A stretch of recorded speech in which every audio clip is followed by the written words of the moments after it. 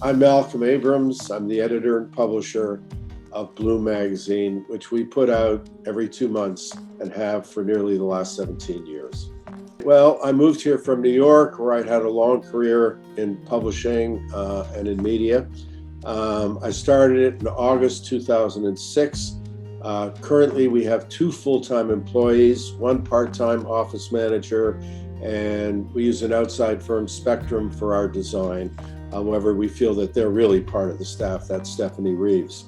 We also employ 33 freelance writers, editors, and illustrators. We publish 12,000 copies every 2 months, which reaches approximately 30,000 readers.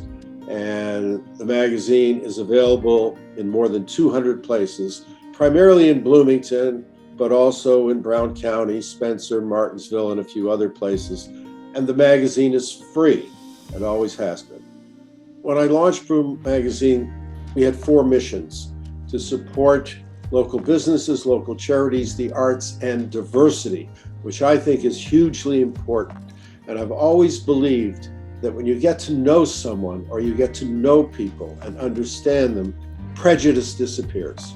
And so our mission has been to highlight and show the different communities in Bloomington. So we've done cover stories on being Muslim in Bloomington, the gay community then and now, growing up Black in Bloomington. And just this past year, we won 2 awards from the Society of Professional Journalists for our coverage of minority issues. We finished first in the state for our story, The Black Women of Bloomington, and we finished second in the state for our story on the Latino community. You know, years ago, there was a book published called The Melting Pot, which envisioned the United States as being a big melting pot. We all get mixed up, we become the same. I don't believe that's true. I believe that the United States is more like a mosaic, that you have all these different communities. We have a lot in common. What we have in common makes us a nation. It's our differences that make us a special nation. And that's what we try to communicate in the magazine.